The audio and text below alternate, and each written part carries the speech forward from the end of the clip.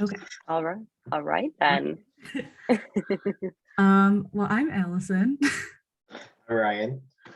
I'm Savannah. And I'm Sophia. And we are gonna start our discussion here. So we're just gonna start with the first question. I'll just repeat it. In what ways did the documentary change or challenge your assumptions about human trafficking? And can you think of 3 ways that abducted or runaway girls and boys are alerted to human trafficking?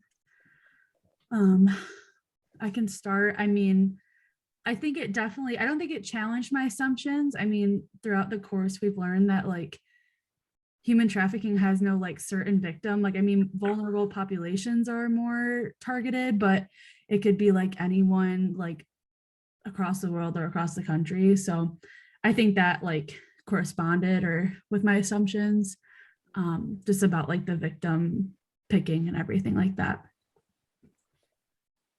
I also think it has a great deal of like the 3 things we were mainly taught in class: the force, fraud, and coercion. Like, I think this is mainly what we did see within this really touching, very confusing and like frustrating film. Was just, honestly, I didn't think I was going to love it, and it moved me in very different ways. But just like, actually, you learn about it in class, you see the modules, you see the things, but to actually see and like interview these people who've actually been through it. And I know they said most of them were actors. Like, there was a prompt saying at the beginning, the kids playing in the snow were not like sexually assaulted or human trafficked in this movie. And so like bringing to light that like these children actually decided to come forth, these teens, these now 20 and 30-year-olds, these parents, these Jane Does of the world decided to come forward and say, I was convicted of force, fraud, coercion, I was lured into that trap, is something big and hard to go through. And it was very empowering to see that. Yeah, absolutely. Something that shot to me was kind of like, you always think of it in like your own state, but then like there's like the internet bringing everyone together, and there's people from Boston getting trafficked, Seattle. It was just, I don't know, eye-opening for sure. Honestly, also something, I don't know that anything changed or challenged my assumptions, but something that stuck out to me was when they actually had like a pimp that they was part of it. And like he was like, I can't remember specifically what like was asked, but somebody asked him about like, oh, you told them you love them. He was like, no, I didn't love, and I can't remember what he said, but he said something. But it's like that just literally shows how much like it preyed on vulnerabilities of like the victims, just like, you know, providing something they don't have, and then like, I don't know, preying on that was like, and I don't know, I thought it was interesting that they had somebody who is literally like from the other side. Was interesting. And he was so terrifying. Like, just the Oh my God. way he was talking about it, it just like, it was like a game. And I think that was the most disturbing part of like the whole film, because I was like, this guy literally like is doing this, and he's like in the movie about it. It was One thing that like when he was talking about like, I think they asked maybe about how much money the girls make or something like that, and he's like, that's not their money, that's my money. No one touches my money. It was like, oh my God. Holy. And I like to think like, how do you just like one day stand up and be like, yeah, I don't want to do this anymore, I'm gonna help the other side, I'm gonna go with the FBI and do this. It's like such like a drastic turn of events that it's just like, I mean, it's great that you decided to like change your life and help these people, but it's like, whoa, at one point in your life, you're just like, yeah, I want to like sell and trick women for a living. Like, that's what I want to do for the rest of my life. Yeah, and like, maybe even think like maybe they cut off his sentence a little bit if he did this video. You know what I mean? Yeah, exactly. Literally. And it's just like thinking about like, even like, we always think it's like girls too, but like boys are very often human trafficked too. Like, even women can be the traffickers, like saying like, hey, like, I'll be your girlfriend if you do this, or hey, I'll be your boyfriend. Like, even the girl who ran away and left the note, it got me thinking, like, was it actually her that, yeah, she physically wrote the note, but like, was she pressured to write the note? It never actually like said that she was either pressured or that like she actually did write it herself. It was her handwriting, because you could tell it was a child's handwriting.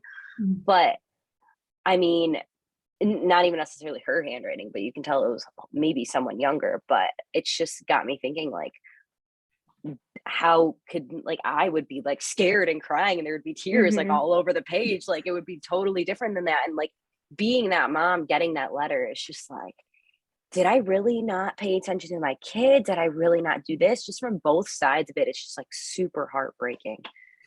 And it's Also, weird. like what you just said, I can't remember specifically which victim it was, but didn't one of them say that it was a woman who was like, oh, I can help you and like take you in? Oh. And then that was like the start of the whole thing. Am I I incorrect think in one of that? them were like, I think it might have been the Jane Doe, like one of the like named Yeah, ones, I think but so. And that like kind of shocked me because I was just like, I don't know. I feel like when we think of it, it's kind of like you always think of women and then a man like being the trafficker. So that was like interesting to think about, like a woman being involved in like trafficking. And I think it was the one in Boston, now that I'm thinking about it, because she got charged, I think, and like sent to jail, the woman involved. So does anybody watch Euphoria? No, but I've seen too many trailers for it. Yeah, so like a part of it, which it's like a theory, but like one of the characters like goes into this drug like scheme, but also like there's theories that like the lady running it is like trafficking these like women or like even men. So I was like, when I was like watching this movie, and like I always see on like Twitter all these like conspiracy theories about the show, and it was a woman, like she's like running the like whole like drug and she was like the head of it. Yeah, so when you said that, I was like, that literally is terrifying, because he always associates women with like empathy, and I'm not saying like men are empathetic, but like I think we just automatically associate the two of those, and it's terrifying. Yeah. Okay, the second part is, can you think of 3 ways that abducted or runaway girls are lured into human trafficking? And I think we already touched on that a little bit, but they tend to target like more the vulnerable, like underserved populations, but at the same token, some of the girls that were in the documentary were like, they played soccer and track and did all these school activities and like were completely fine. However, like it still got to them. So I think it's just like, again, it just shows the broad range of people that can go into this, which is even more shocking, I think. And I guess that challenged my assumption about human trafficking as well. Yeah. And sorry, go ahead, Ryan. Okay. That's again, like for another class of mine, we have to watch the movie Taken. And so I just watched it yesterday, and it pretty much just like is exactly what this question is saying. So I don't know if you guys have ever seen it, but pretty much just, this girl, happy, great life, wealthy, goes to Paris with her best friend. And just a handsome young man comes up, takes her picture, drops him off at the hotel, and the next thing you know, now they're a victim. So then, I'm sure you guys know, they get captured and taken. But it just goes to show like how these international airports, that's a hot spot for human trafficking. The borders do, and that's like, they don't know better, but he's just a cute guy. He has nothing to do with that. But when really, in reality, he's just looking for the next victim and someone to make him money. Right. No, exactly. What I was kind of thinking about was, even in like, you do like see it in the movies, and yeah, it can be very realistic. And then you watch the movies and you look at the like true survivor stories that we've been seeing in class, and you're like, dang, the movies are just like way off, because it's like, oh yeah, this isn't going to happen so quick. But in reality, they're just like, even like it can be at like your grocery store. Like I live next to the big, I don't know, on like Telegraph, that big 2-story Target with the it has the garage, it has the parking underneath it. And there has been a lot of cases near my house, like some that I've even like personally seen some sketchy stuff about, like these people like coming up, and there's been children distracting certain people, and then the adults are coming and taking them. And it's like not always an older person coming, like the child like will come up and like distract you, and then the next thing you know, like the parent is coming and taking them away, or the adult's coming and taking them away. And it's not always like, oh, I'm being coerced, oh, I'm following this. It could be you're going to shop for some clothes, and next thing you know, someone's distracting you and you get taken away. Like it's very hard to see and hard to think about. And like even when you like hear about it happening in your hometown, like I noticed, like we watched that video during like when the FBI came in Community a few weeks before. And when she showed the video on the screen, I'm like, I already know what this is going to be about.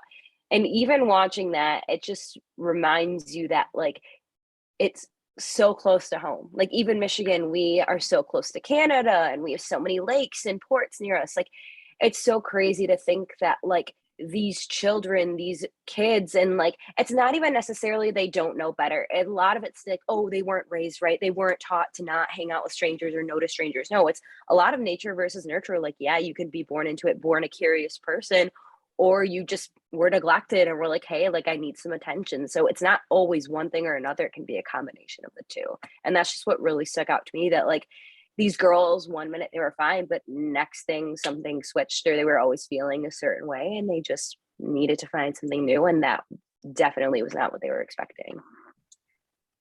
I agree, for sure. And I love that Target. That's terrifying. And you always think of that as like a good area. I don't know. It happens everywhere. Mhm. Anyway. Yeah. So I think we kind of answered the second question, like all within that, just what types of trafficking we saw. The victims, again, were from everywhere, every race. I mean, there's no boundary to that. So I think I'm just going to move on to the third one, if that's okay. Just talking about who were the traffickers. Did they match your idea of them before seeing them? What made me mad, I think the most in the whole documentary was just the whole like these three guys running this whole show, like the back page people. Oh my and then God. they like didn't even like show, like that just like really appalled me. And like I already hate big corporations, but like that even like I hate Law 230. Yeah. Liz, the lawyer. Liz, I forgot her full name. That's her. Yeah.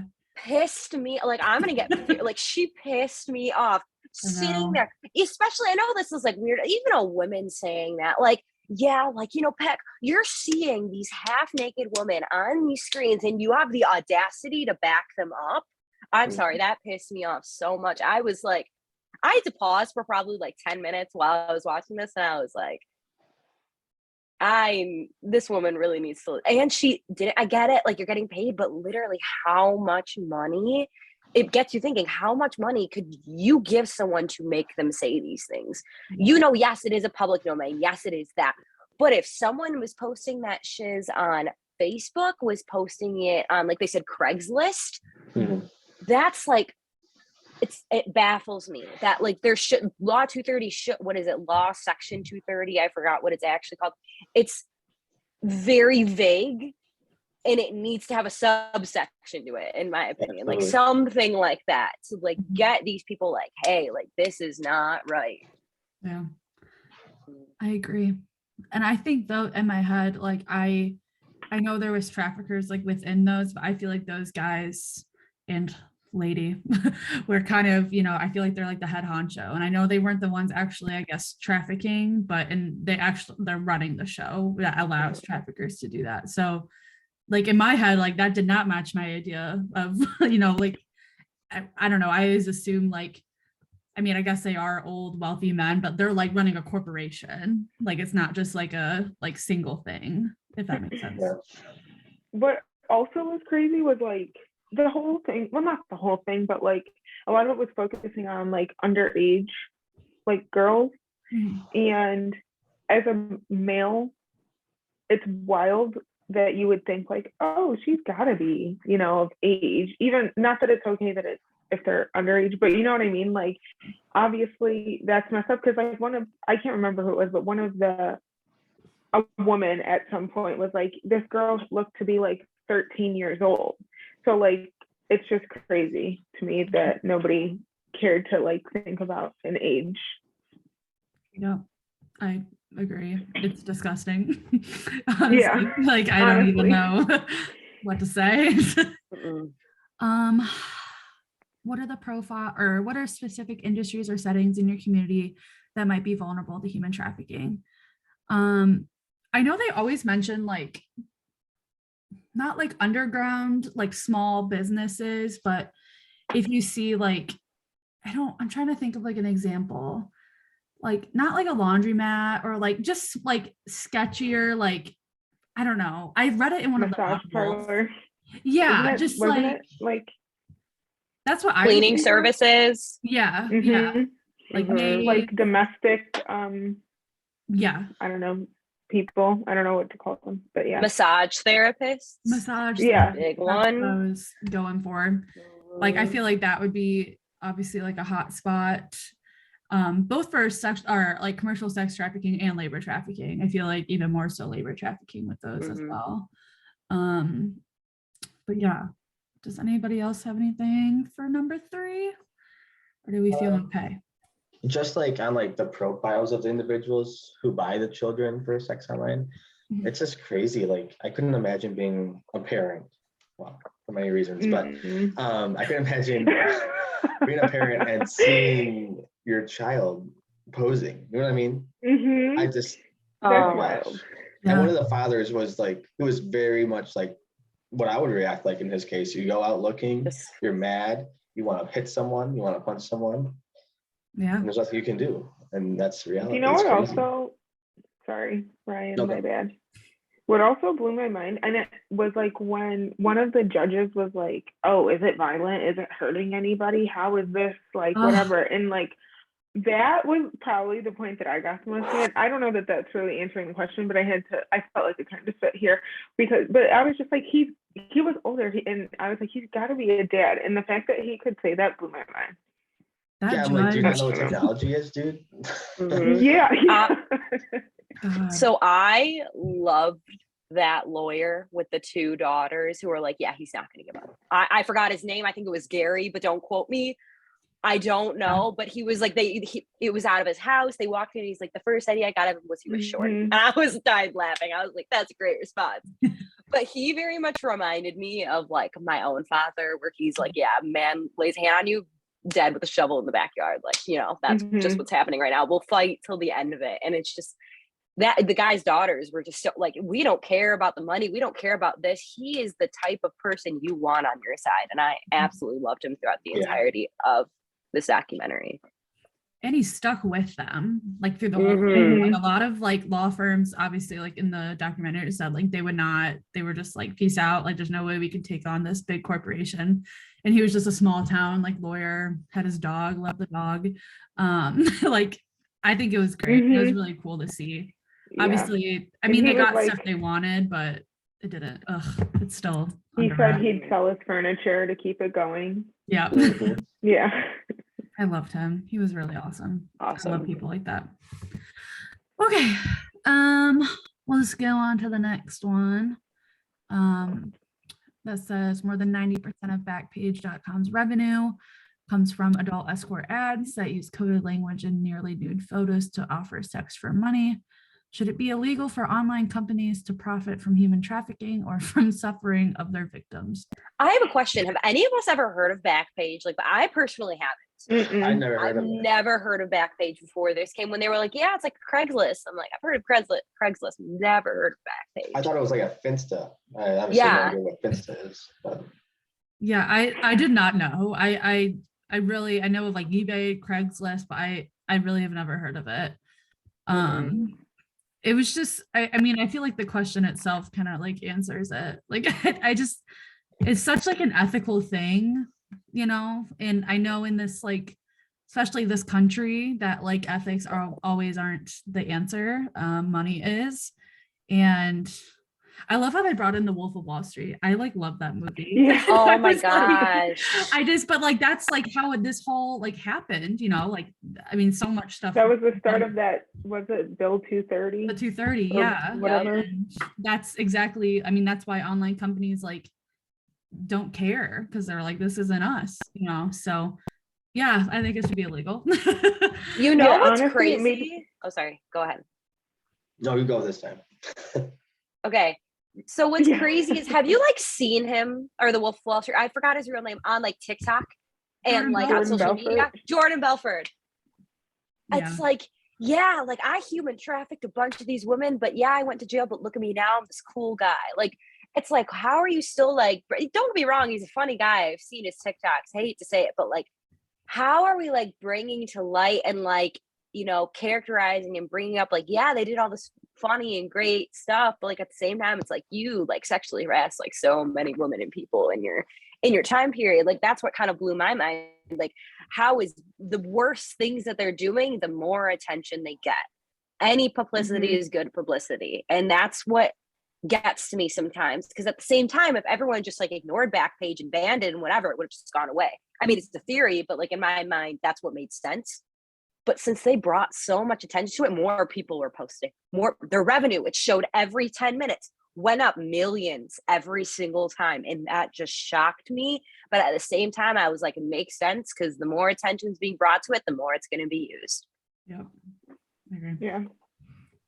Yeah, The other thing I was gonna say was what was I gonna say? I lost it. Sorry. No, you're good. Oh, just that they were like hiding behind that section 230, like any lawsuit that came, they were like, oh, it's a violation of this. And like they kept winning because of that. And that made me so mad. And it's like it's so evident that it's like whatever is going on is not legal. And it's like, but they kept winning the lawsuit, and that was just like ridiculous. I agree. Something I was gonna add. So like it says like how they use these ads and everything. So they're blaming pretty much the users of the site for posting these ads, and so therefore it's not their fault. But then they were supposed to modify their site to prevent this from happening, and they didn't do anything about it. They literally talked to like, yeah, they didn't do any of the things we asked them to do to help clean this up, to prevent this from happening. And they weren't punished for that. So it's just, I mean, it's just crazy to me. Like, sure, we're users of Facebook, but they also, I think, regulate it a little bit more often. You know, there's certain qualifications to even have a Facebook. Sure, you can lie on it, but like, you know what I mean? Right. I think like also it's like, oh shoot, I just lost my thought. I think it's honestly just kind of like corporate America, like, you know, like money, like Sophia said, like Jordan Belfort did like terrible things, but like at that time in America with like the stock market and everything, like no one cared. And even now with the internet, like, let's be real, like there's so many things on the internet that like the government cannot control, like cannot control. And like, this is just like one example of that this could potentially, I mean, be something that's under control, but Backpage will never like the Liz McDougall lady, the attorney for them, like Dougal. Yeah, every time they would confront her, she'd be like, oh my God, that's terrible. She's like, I had no idea. And I'm like, okay, you know, like I understand you're an attorney, but at the same time, it's like back to like just human ethical. Like at least be like, yeah, I see it. It's on there, you know, like I'm like, don't deny it. But and they were using like weren't they like looking for specific, like using the codes and like flagging or like making sure or telling people not to use certain words? Yeah. Like, right? Yeah, there was like code use. Yeah. Yeah. Because they had the moderators. Like Umbrella, right? Oh my gosh. They use an umbrella, I felt like, as a code. Oh, it was something about like no condom. No umbrella. I think that's what it was called. It was called no condom. And I was like, oh my God. And then even like censor? Like exactly. And before this, I was actually in like I don't know if you guys have ever heard of Haven. It's like SNAOU was doing like this big thing about it, and I actually decided to like go with the class, and I left the class like 5 minutes early so I could be here. And so we were talking about something similar about like the age of consent and all that, and yes means yes and no means no, and how alcohol does not mean consent. And they asked about the age of consent in Michigan versus like what is child versus regular pornography, like that age. The age of consent in Michigan is 16 years old, but the age that it is no longer pornography, child pornography, is 18 years old.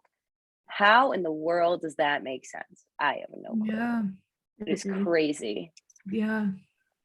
Because I mean, you could be 16 and that's terrible. I don't. Yeah, that doesn't. Yeah, I don't get it. I don't get that. it's wild how like all these Mhm. laws like I don't know. That's a whole nother topic. Exactly.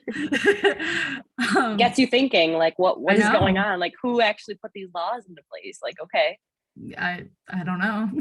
That's the gag. Okay. I think we have time for a couple more probably. Is there anyone or is there any like specific ones you guys want to do, or do you just want me to keep going? Maybe do some on the Doesn't matter. bottom, like because they talk about like awareness, maybe. Yeah, that's fine. How about how can government, civil society organizations, all the other ones engage in interdisciplinary partnerships to confront human trafficking online? Because this really goes with our paper, and we talked about this a lot in the class as Mhm. well. Collaboration. Yes. Collaboration. So funny story about this, like since I went to a Catholic school even for like middle school too, and we started, I don't know if you guys ever did it, the internet safety classes. Did you No. guys ever have those? No, So they started old this public thing when school. I was like, yeah, in the 4th grade or 3rd grade, they were like, yeah, like parents should be near you and you should do this. And if this seems sketchy, like have a parent with you. And there was like this little cartoon character teaching us about internet safety. And I was like, okay. But at the same time, it's like the stuff you wouldn't think. It's like, oh, you know, like those calls, like call, you must be 18-year-old to call. Like you like have to have someone of consenting age to call. But at the same time, it's like these kids were online doing these things like we were even talking about earlier. Like there's Kik, there's Facebook Messenger, there's all of these places that aren't necessarily monitored. It's like kids have access to this. I know when I was 12 years old, I had a Kik. And like I used to get like random messages, like I was a 12-year-old girl, like, hey, like you look so cute or blah blah blah. Would you like? And I'm like, I was deleting all these and I got so scared I deleted the dang Kik. I was like, what is going on here? And like some of these kids like do fall into this trap and it's very scary. And so I thought like even from like my academic side, like that was very interesting and very helpful to me to have, because even when I did go, I was always thinking back to that class and I was like, okay, like what do I need to keep even when I'm seeing ads online, I still think like, is this a reliable ad? Like, can I do this? Will it take me to a specific site? And I feel like that's also like a lack between like certain private and public schools, because not that then we're not getting the same education, we're not getting the same extent of that education, the same like rules and regulations, if that makes sense. Yeah. That's just what was going on from my side of it. I always thought of like the panel that we had last week, and I think Professor Kennedy asked like one of the panelists, like, could you provide a list of different things that we should be like different websites and such we should be aware of? And I don't remember who it was, but one of them was like, there is no list. Like people are always going to find a way. Like there's always going to be an outlet. And if they're aware of it, they're going to avoid it and just go on to the next one, which I think makes the internet even more. And I honestly, I don't even know how to answer. I mean, yes, interdisciplinary like collaboration is important, but I think that's a very tall task to have all these organizations work together, like the government and like faith leaders, like those are like the polar opposites. So I think, totally opposite. yeah, like I just, you know, in an ideal world, I would love that. But I feel like with technology and just like the society right now, especially in the US and how divided we are on things, I think it's definitely like a tall task to, I guess, confront human trafficking, especially online, at least. I think that yes and no, though, because like I just think of what we did in class, and granted, I know it was like for a class, but I don't know. It could be done at a like I don't know, a community center, like, oh hey, there's a event to raise awareness, but all of them coming together because we had the FBI, we had the Social women's work. shelter, and social work. Like we had different disciplines, and then Professor Kennedy, who's a nurse, so we had different disciplines all coming together and kind of sharing their own experiences. And I think just sharing like the different experiences and perspectives raises awareness, as well as at the end of it, we like got resources out of it. So I don't know that it necessarily there's like a specific thing to do, but I think raising awareness just in and of itself can help, you know, kind of confront human trafficking online, because more people are aware and know what to like kind of watch out for online. So maybe just like, you know, the different perspectives. And then if you find something, you know, having those contacts, be like, oh, something weird happened to me. Let me reach out to, this person. I don't know. Yeah. Something I think about sometimes is like, as technology advances, as these, machines like laptops, phones are capable of doing more tasks, there's obviously more areas where that hacker can get through. So I don't know, it's another reason why we need to be cognizant of what sites we're going to and what can come through, and make sure we have secure security, really. But yeah, I think it's just like advocacy, because like, I mean, coming into this class, like as a future nurse who like wants to work in like women's health, especially, like, I knew what human trafficking was, but not to the extent that I do now. And I mean, that was just a group of like 30 of us with like experts. So like, I think we just need to share as like the next generation of just like nurses, as well as just like humans, just like sharing all these resources and, like what to do. Like I was talking to my mom about it and she was like, oh my God. She's like, I always think of the movie like Taken. And I'm like, yeah, well, like it's not like the same. I was like, it happens like next door to us. Like, it's just like, I don't know. So I think it's just like getting the info out there. And there's so many, like the panel, like all these people like specialize it. Like that's their lives, like their whole livelihood, which is like so awesome. But I think we just need to like spread it into like the general population, because in reality, that's like, mostly everybody. So yeah, I don't know.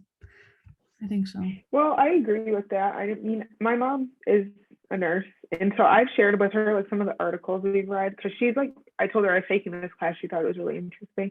I've shared with her some stuff, and it's like, even with mom who's a nurse, she is like, this is crazy. And like there was something that the professor posted on Moodle, and it was for like a victim from West Bloomfield, which is like where we live. So my mom was like, that's crazy. So yeah.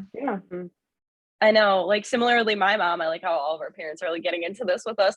It was the February 9th meeting, and she was listening for half of it, and I had to like, she came up to me and she's like, what are you learning right now? And I was like, she was so interested. I'm like, Mom, honestly, you should take this class with me. Like, you love it, because she's always talking about like this type of stuff too. She's really into it on the news. And I was telling her, and sometimes she just has to be like, stop. Like, I really can't hear it right now. But at the same time, it's just like, we have to hear it. Like, as much as we don't want to listen to it, like, we must be aware of it, because it is so important. That's so important what you said. That like wraps up everything I wanted to say. Like, I don't want to hear it, but yeah, we don't want it to be around us, but it is right around us. Who knows? Okay, well, I think we're good. Good session, guys. So. Perfect. Well, thank you. I'm gonna end the recording now. Thanks for listening to our podcast. Bye. Thank you. Thank you.